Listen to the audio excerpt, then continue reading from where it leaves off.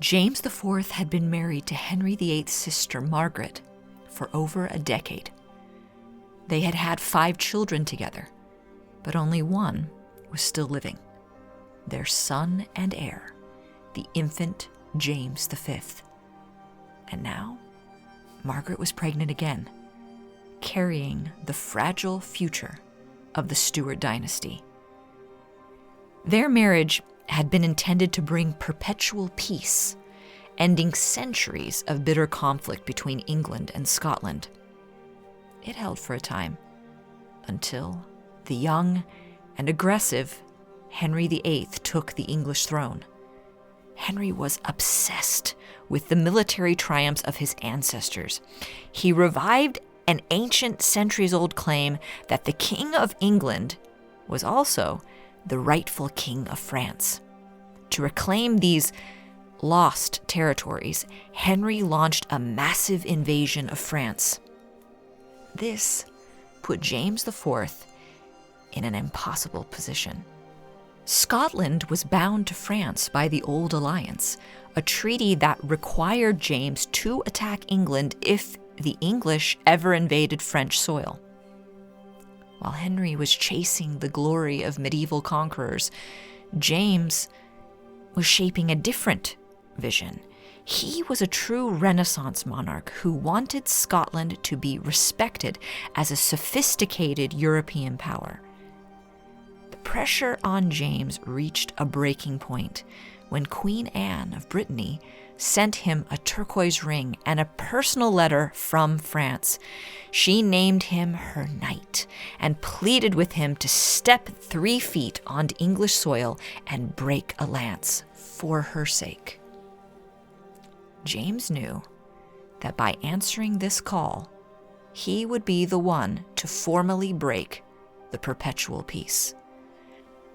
This treaty was reinforced by ecclesiastical sanction.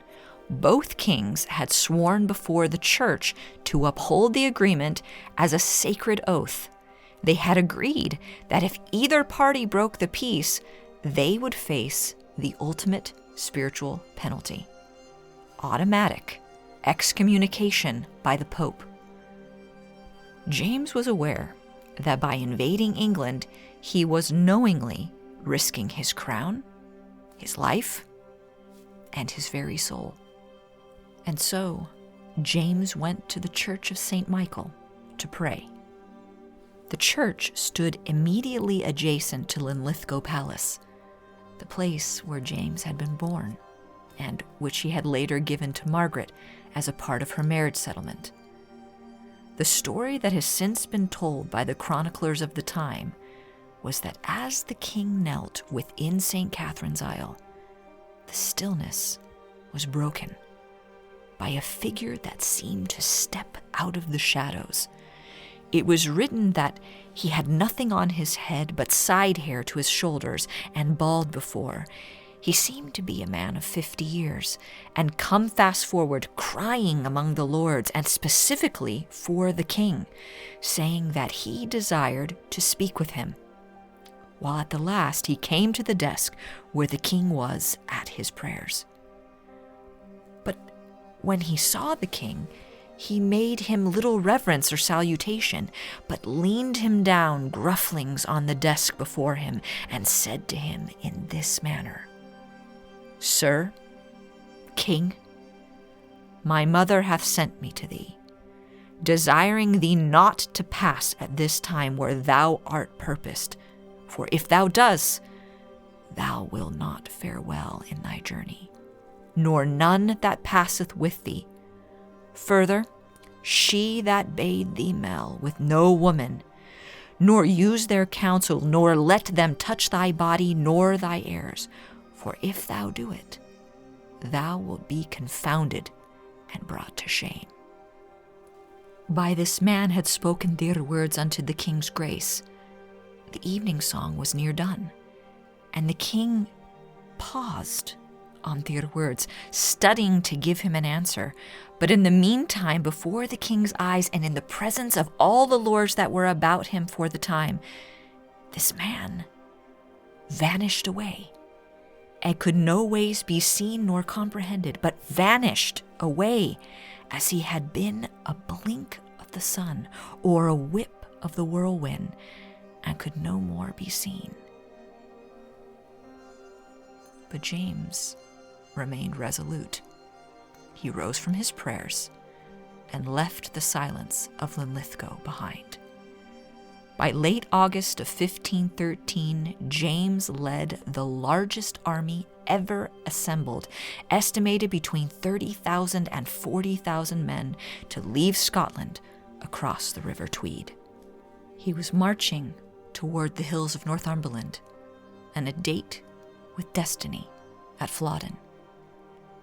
It was here that the vision found its tragic fulfillment. The man in the blue gown had worn that none who passed with the king would fare well, and on Flodden Field, those words became a bloody reality. The Battle of Flodden Field was to be one of the worst defeats in Scottish history. James was slain. He fell alongside 10,000 of his men.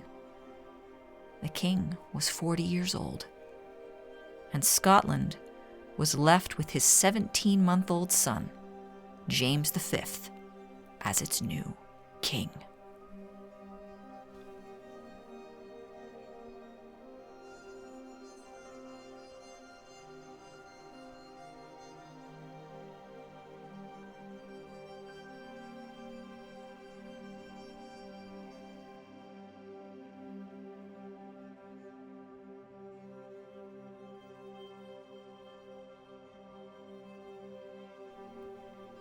Hi friends, this is Evelyn. I hope you enjoyed this video and got something from it. You help us to share history with classrooms, families that use these videos for homeschool, and you help people all over the world that watch both my live streams and my videos see historic sites and learn about the stories of our past.